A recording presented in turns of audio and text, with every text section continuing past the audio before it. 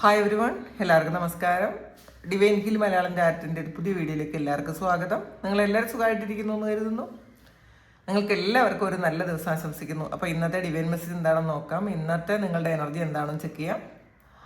ആദ്യമായിട്ടാണ് ചാനൽ കാണുന്നുണ്ടെങ്കിൽ സബ്സ്ക്രൈബ് ചെയ്തതിന് സപ്പോർട്ട് ചെയ്യുക. നിങ്ങൾ ഇതുവരെ തന്ന സ്നേഹത്തിനും സപ്പോർട്ടിനും ഒരുപാട് നന്ദി. അപ്പോൾ നമുക്ക് നോക്കാം ഇന്നത്തെ നിങ്ങൾക്കുള്ള ഗൈഡൻസ് എന്താണ്, ഇന്ന് നിങ്ങൾ എന്തൊക്കെ കാര്യങ്ങളാണ് ശ്രദ്ധിക്കേണ്ടത് നോക്കാം.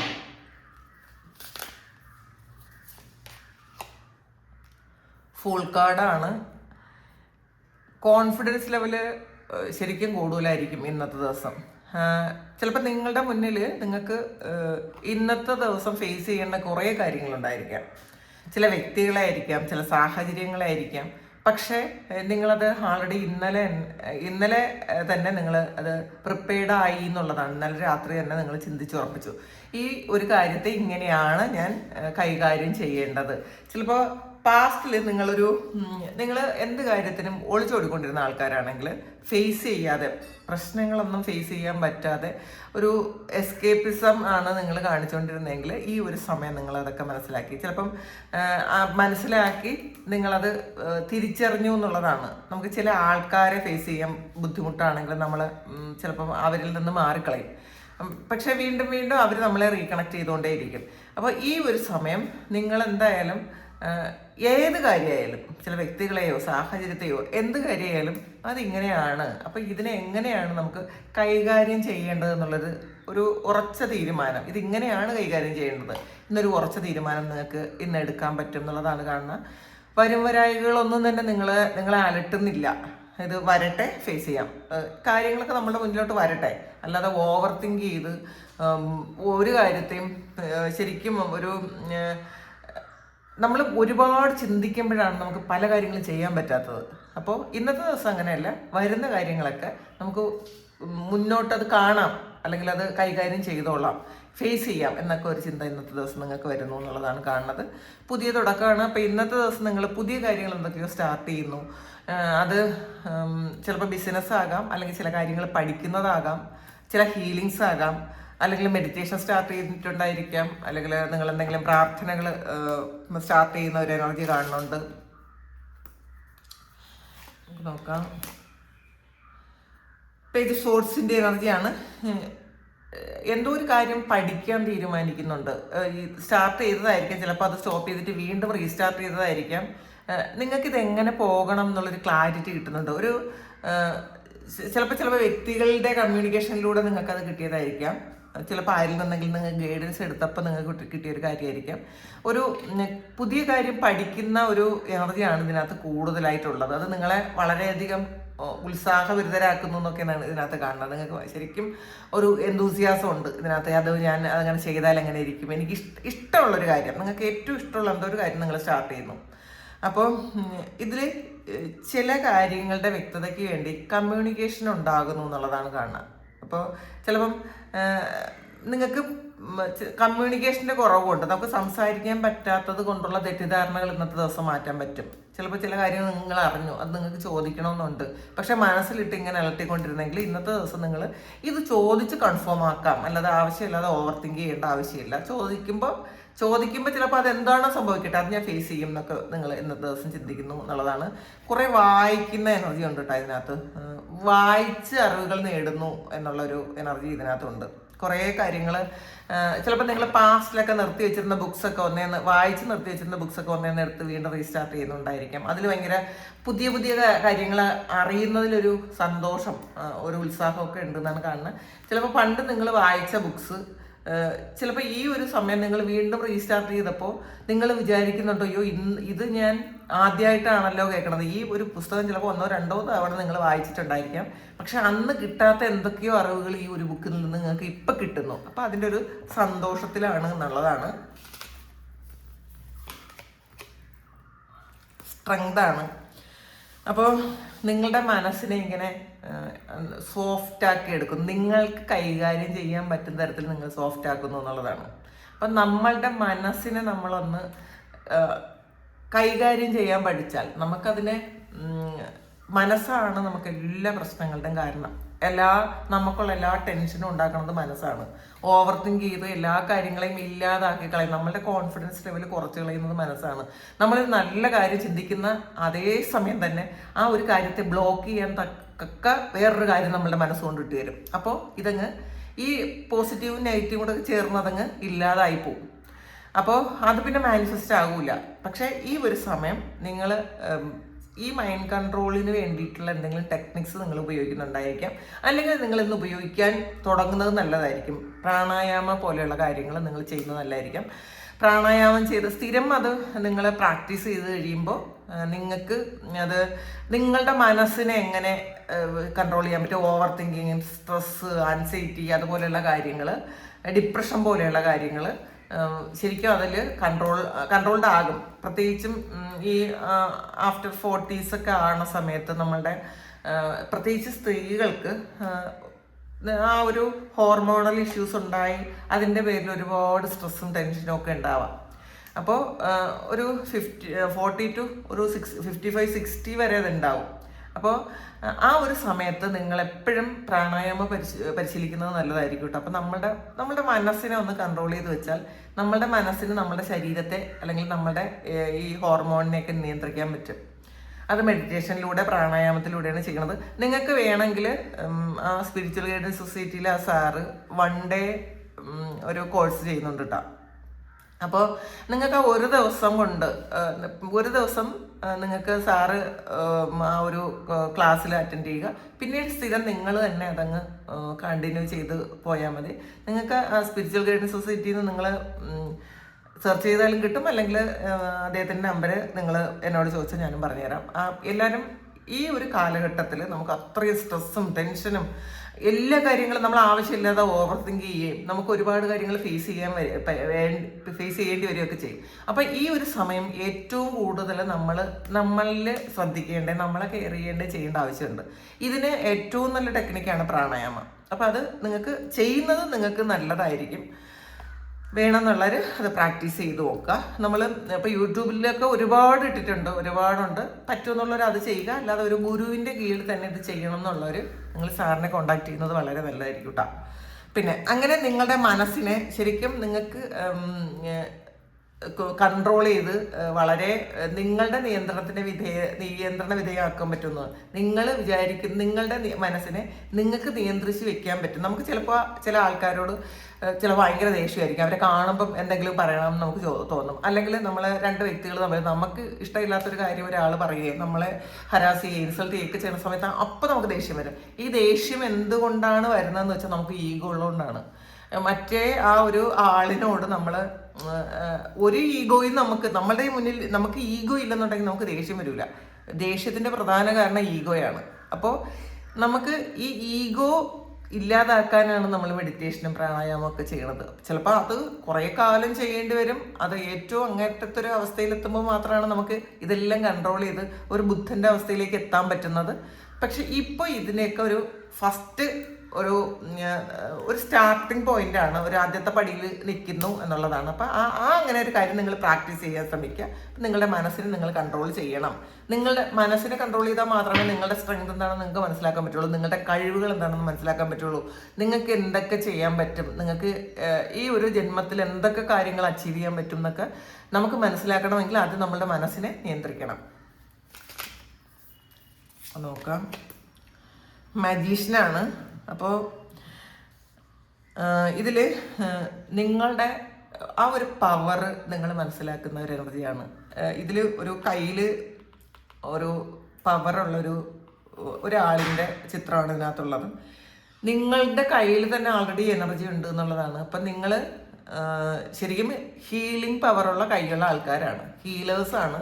പാസ്റ്റ് ലൈഫിൽ നിങ്ങൾ ഹീലിംഗ് ചെയ്തിരുന്ന ആൾക്കാരായിരിക്കാം, മറ്റുള്ളവർക്കൊരു ആശ്വാസം കൊടുത്തിരുന്ന ആൾക്കാരായിരിക്കാം, ചിലപ്പോൾ ഡോക്ടേഴ്സോ അങ്ങനെയുള്ള ആൾക്കാർ, അല്ലെങ്കിൽ എന്തെങ്കിലും മാജിക്ക് ചെയ്യാൻ പറ്റുന്ന തരത്തിൽ യേശുക്രിസ്തു അറിയാലോ, യേശുക്രിസ്തു, ബുദ്ധൻ, അങ്ങനെയുള്ള ആൾക്കാർ പല കാര്യങ്ങളും അവരിങ്ങനെ തൊടുമ്പോൾ തന്നെ പല കാര്യങ്ങൾ സംഭവിച്ചു എന്നുള്ളതാണ്. പല അസുഖങ്ങളും ഇല്ലാതായിപ്പോയി. അത് അവരുടെ പവറാണ്, അവരുടെ കയ്യിലുള്ള ഒരു ഹീലിംഗ് പവറാണ്. അപ്പം പാസ്റ്റിൽ നിങ്ങളൊക്കെയും തന്നെ ഈ ഹീലിംഗ് ചെയ്തിരുന്ന ആൾക്കാരായിരിക്കും. ഇപ്പം എല്ലാവരും യേശുക്രിസ്തു ആവണമെന്നില്ല, പക്ഷേ ഏകദേശം ഈ സ്പിരിച്വൽ ആയിട്ടുള്ള ആൾക്കാർക്കൊക്കെ ഏകദേശം ഒരു ഹീലിംഗ് പവർ ഉണ്ട്. ചിലപ്പോൾ അവരുടെ സംസാരത്തിലൂടെ ആയിരിക്കും, ചിലപ്പോൾ അവരുടെ പ്രസൻസ് മാത്രം മതി. നമ്മളുടെ അടുത്ത ഒരാൾ ഇരിക്കുമ്പോൾ തന്നെ ശരിക്കും കൂളാവും. ചിലപ്പോൾ നിങ്ങളോടൊക്കെ പലരും പറഞ്ഞിട്ടുണ്ടായിരിക്കും, കാണുമ്പോൾ തന്നെ ഒരു സമാധാനമാണല്ലോ, അല്ലെങ്കിൽ സംസാരിക്കുമ്പം ഇതൊന്നുമില്ലെങ്കിലും നിങ്ങളുടെ പ്രസൻസ് അവിടെ ഒരു ഹീലിംഗ് ഉണ്ടാക്കുന്നു എന്നുള്ളതാണ്. അതിന് കാരണം നിങ്ങൾ ഹീലേഴ്സാണ്. അതുകൊണ്ടാണ് ഈ ഒരു ജന്മത്തിൽ നിങ്ങൾക്ക് ഹീലിംഗ് പഠിക്കാൻ പറ്റുമെന്നുണ്ടെങ്കിൽ എന്തെങ്കിലും പ്രാക്ടീസ് ചെയ്യണം. നമ്മൾ ചില ആൾക്കാർക്ക് ഇതൊന്നും വേണ്ട, അല്ലാതെ തന്നെ ഹീൽ ചെയ്യാൻ പറ്റും. ചില ആൾക്കാർക്ക് പ്രോപ്പറായിട്ടൊരു പ്രാക്ടീസ് കിട്ടിയാൽ ഏറ്റവും നല്ലതായിരിക്കും, അല്ലെങ്കിൽ കൺഫ്യൂസ്ഡ് ആയിരിക്കും. പല ആൾക്കാരും പലതും പറയും, അങ്ങനെയൊന്നും ചെയ്യാൻ പാടില്ല എന്നൊക്കെ പറയുമ്പോൾ നമുക്ക് ഒരു ഗുരുവിൻ്റെ ഒരു സാന്നിധ്യം ഉണ്ടെങ്കിൽ നമുക്ക് കോൺഫിഡൻസ് ശരിക്കും കൂടുതലായിരിക്കും. നമ്മൾ പറഞ്ഞു തരുന്നത് നമുക്ക് ചെയ്യാൻ പറ്റും. അപ്പോൾ അങ്ങനെ ചെയ്യാൻ പറ്റുന്ന ആൾക്കാരുണ്ടെന്നുണ്ടെങ്കിൽ, അങ്ങനെ ആഗ്രഹമുള്ള ആൾക്കാരുണ്ടെന്നെങ്കിൽ നിങ്ങൾ ഹീലിംഗ് പഠിക്കുന്നത് നല്ലതാണ്. നിങ്ങളുടെ ആ പാസ്റ്റ് ലൈഫുമായി ബന്ധപ്പെട്ട കാര്യങ്ങളാവുമ്പോൾ, നമ്മുടെ കഴിഞ്ഞ ജന്മത്തിൽ ചെയ്തിരുന്ന കാര്യങ്ങളാണ് ഈ ജന്മത്തിൽ നമ്മൾ ചെയ്യുന്നതെങ്കിൽ നമുക്ക് ഫലം ഭയങ്കര കൂടുതലായിരിക്കും. അപ്പോൾ ചില ആൾക്കാർ നമുക്ക് നമ്മളുടെ ഒരു എന്താണ് പൈസയ്ക്ക് വേണ്ടിയിട്ട് അങ്ങനെ അതിനൊക്കെ വേണ്ടിയിട്ട് മാത്രം അതിനൊക്കെ വേണ്ടിയിട്ടാണ് കൂടുതൽ പ്രയോറിറ്റി കൊടുക്കണം ഹീലിങ്ങിന്. പക്ഷേ ആൾറെഡി ഒരു ഹീലേഴ്സ് ആയിട്ടുള്ള ഒരു ഇൻബോൺ ഹീലിംഗ് പ്രോപ്പർട്ടി ഉള്ള ആൾക്കാരാണെന്നുണ്ടെങ്കിൽ അവർ ഇതൊന്ന് ജസ്റ്റ് ഒന്ന് പഠിച്ചാൽ മാത്രം മതി, നിങ്ങൾക്ക് പെട്ടെന്ന് ഹീൽ ചെയ്യാൻ പറ്റും. അപ്പോൾ അങ്ങനെ ഒന്ന് ആഗ്രഹമുള്ള ആൾക്കാരൊന്ന് ചെയ്ത് പഠിക്കുന്നത് നല്ലതായിരിക്കും. ഇന്നത്തെ ദിവസം നിങ്ങൾക്ക് ഇങ്ങനെയൊക്കെ തോന്നുന്നുണ്ടായിരിക്കും, ചിലപ്പം എന്തോ ഒരു ഇതുണ്ടല്ലോ, എന്തോ ഒരു സംതിങ് ഉണ്ടല്ലോ എന്നൊക്കെ നിങ്ങൾക്ക് തോന്നുന്നു എന്നുള്ളതാണ്. ചാരിട്ട് ഇതിൽ ഈ ഒരു കാർഡ് വെച്ചിട്ട് ബാക്കിയെല്ലാം വന്നത് മേജർ അർക്കാനയാണ്. അപ്പോൾ ഇന്നത്തെ ഒരു റിസൾട്ട്, നിങ്ങളുടെ ഒരു ഡിവൈൻ മെസ്സേജ് എന്ന് വെച്ചാൽ കുറേ കാലം നീണ്ടു നിൽക്കുന്ന ഒരു കാര്യമായിരിക്കും. കാരണം ഇതിൽ ഈ ഒരു പേജ് ഓഫ് സോർട്സ് മാത്രമാണ് നിങ്ങൾക്ക് മൈനർ അർക്കാനയിൽ വന്നത്. അത് മാത്രമല്ല, അതും വളരെയധികം പോസിറ്റീവായിട്ടുള്ളൊരു കാർഡാണ്. അത് നിങ്ങൾക്ക് കുറേ കാര്യങ്ങൾ മനസ്സിലാകുന്ന, തിരിച്ചറിയുന്ന ഒരു സമയമാണെന്നാണ് അത് പറയുന്നത്. അപ്പോൾ ചാരിയറ്റ് എന്ന് പറയുന്നത് വിക്ടറി ആൻഡ് സക്സസ് ആണ്. അപ്പോൾ ഇതിൽ ഈ ഒരു സിംഹത്തെ ശരിക്കും മെരുക്കി അതിൻ്റെ മുകളിലിരുന്ന് യാത്ര ചെയ്യാൻ പറ്റുന്നു എന്നുള്ളതാണ്. അപ്പം ഈ ഒരു കാർഡിൽ നിങ്ങളുടെ മനസ്സിനെ നിയന്ത്രിച്ചാൽ നിങ്ങൾക്ക് ഒരുപാട് വിക്ടറിയും സക്സസ്സും ഒക്കെ ഉണ്ടാക്കാൻ പറ്റും. അപ്പം നമ്മൾ ഇപ്പം വിചാരിക്കുന്ന കാര്യങ്ങൾ, ചില കാര്യങ്ങൾ നമുക്കിനി നമ്മളുടെ ജീവിതത്തിൽ അതൊന്നും നടക്കൂല, അത് പറ്റൂല എന്നൊക്കെ വിചാരിച്ചിരിക്കുന്നുണ്ടെങ്കിൽ നിങ്ങളുടെ ആ മനസ്സിൻ്റെ ആ ഒരു ഭാഗം മാറ്റി വയ്ക്കുക. നിങ്ങളൊന്ന് ശ്രമിക്കുക, ഈ എല്ലാ പ്രതിബന്ധങ്ങളെയും നിങ്ങൾക്ക് മാറ്റി നിങ്ങൾക്ക് സക്സസ് ഉണ്ടാക്കാൻ പറ്റും എന്നാണ് ഈ കാർഡ് പറയണത്. അപ്പോൾ അതൊന്ന് ശ്രമിക്കുക. വിക്ടറി ആൻഡ് സക്സസ് ആണ് ഇന്നത്തെ ദിവസം. നിങ്ങൾ ഏർപ്പെടുന്ന എല്ലാ കാര്യത്തിനും നിങ്ങൾക്ക് സക്സസ് ആണ് വരുന്നത്. കാരണം ഇന്നത്തെ ദിവസം ഒരു മാജിക് സംഭവിക്കും. ഇന്നത്തെ ദിവസം എന്ന് പറയുന്നത് ഈ ഒരു കുറച്ച് സമയങ്ങളിൽ ചിലപ്പം ഈ ഒരു എനർജിയുമായിട്ട് കണക്റ്റഡ് ആയിട്ടിരിക്കുന്ന ആൾക്കാർക്ക് ഈ ഒരു മാജിക്ക് കുറച്ച് ദിവസം നീണ്ടു നിൽക്കും എന്നാണ്. ഒരു ദിവസത്തെ പ്രഡിക്ഷൻ ആയിരിക്കില്ല ഇത്, കുറേ ദിവസം ഇത് ഇങ്ങനെ ഉണ്ടാവും.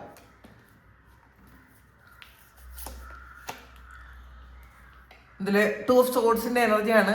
കുറേ കൺഫ്യൂഷനാണ് ഇന്നത്തെ ദിവസം നിങ്ങൾക്ക് മാറിയത്. ചിലപ്പോൾ ഈ റീഡിങ് കേൾക്കുമ്പോൾ കുറേ ആൾക്കാർക്കുണ്ടായിരുന്ന കൺഫ്യൂസ്ഡ് ആയിട്ടുള്ളൊരു അവസ്ഥ മാറിയിട്ടുണ്ടായിരിക്കാം. ഈ 2 of Swordsന്റെ എനർജി മാറിയിട്ടാണ് നിങ്ങൾക്കൊരു പേജ് ഓഫ് സോർട്സിൻ്റെ എനർജി വന്നത്. കൺഫ്യൂഷനൊക്കെ മാറി ക്ലാരിറ്റി വരുന്ന ഒരു സമയം. അപ്പം നിങ്ങൾ തന്നെ ചോദിച്ചിരുന്ന കാര്യമായിരിക്കും, എന്താണ് ഇങ്ങനെ സംഭവിക്കുന്നത്, എനിക്കിങ്ങനെ ഒരു കാര്യം അറിയണമല്ലോ, അത് എവിടെന്നെങ്കിലും അറിയണമല്ലോ എന്നൊക്കെ നിങ്ങൾ ചിന്തിച്ചിരുന്നിട്ടുണ്ടെങ്കിൽ ആ ഒരു നിങ്ങളുടെ തന്നെ ചോദ്യത്തിൻ്റെ ഉത്തരമാണ് ഈ ഒരു റീഡിങ്. അപ്പോൾ കുറേ കൺഫ്യൂഷൻ ഉള്ളവർ നിങ്ങളത് മാറ്റാൻ ശ്രമിക്കുക.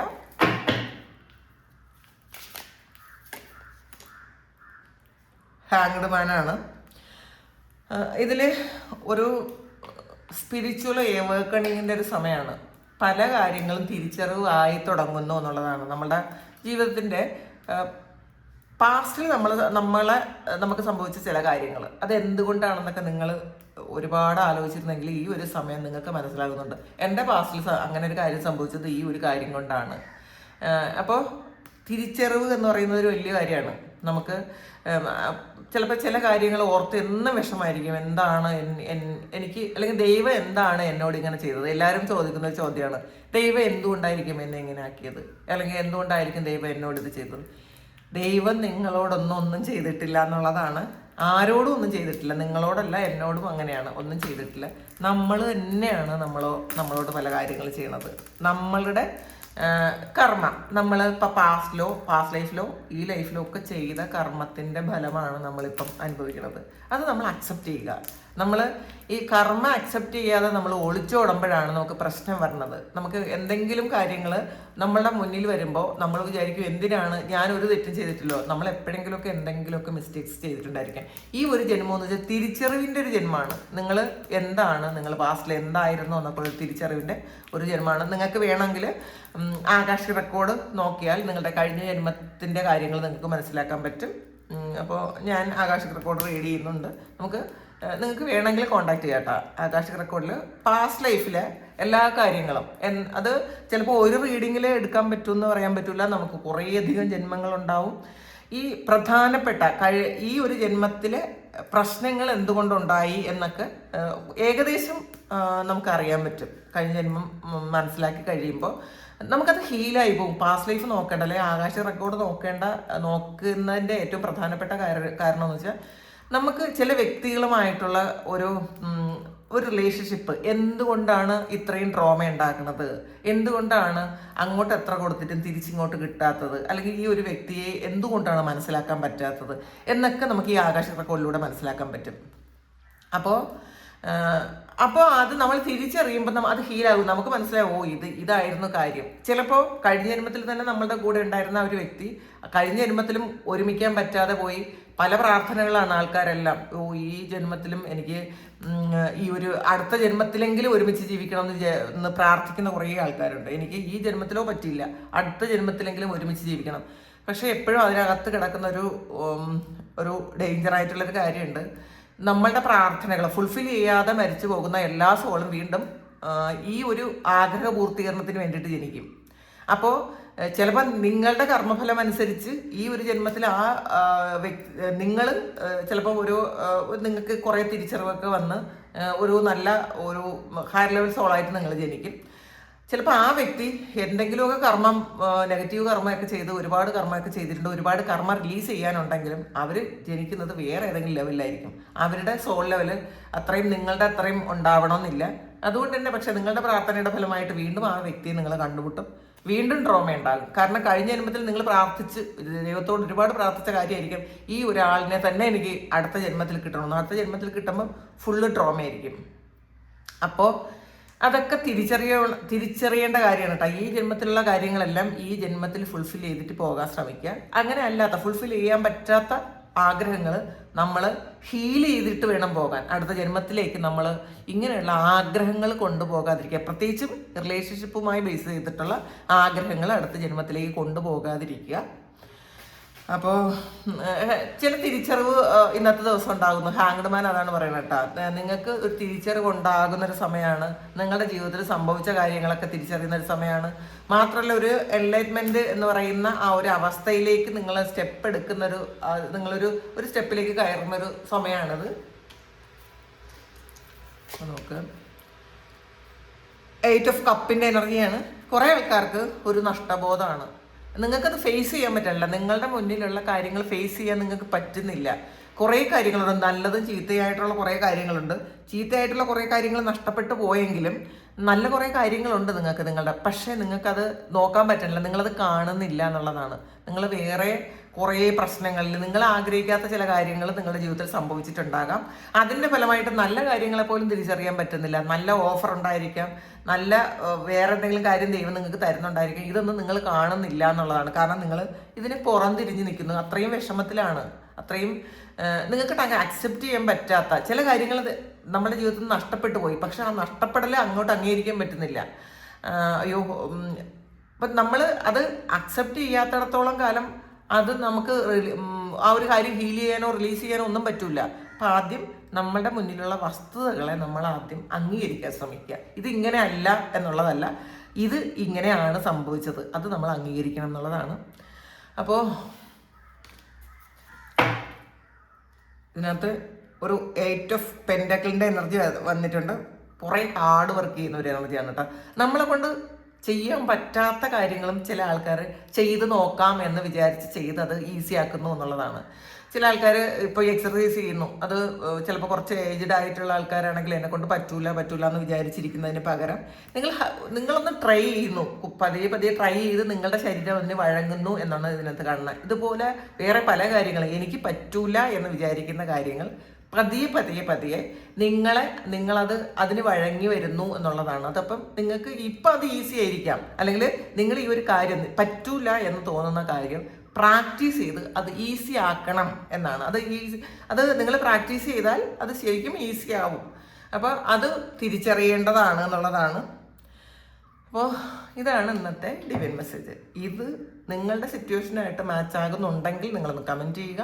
നിങ്ങൾക്ക് ആർക്കെങ്കിലും പേഴ്സണൽ റീഡിംഗ് വേണമെങ്കിൽ എൻ്റെ വാട്സപ്പ് നമ്പറിൽ കോൺടാക്ട് ചെയ്യാം. Thank you. നമുക്കൊരു പുതിയ വീഡിയോ ആയിട്ട് വീണ്ടും കാണാം. എല്ലാവരും സുഖമായിട്ട് സന്തോഷമായിട്ട് സമാധാനമായിട്ട് ഇരിക്കട്ടെ എന്ന് പ്രാർത്ഥിക്കുന്നു. നിങ്ങളുടെ എല്ലാ കാര്യങ്ങളും ഭംഗിയായിട്ട് നടക്കാൻ ദൈവം അനുഗ്രഹിക്കട്ടെ. ഒരുപാട് സ്നേഹം, ഒരുപാട് നന്ദി. Thank you.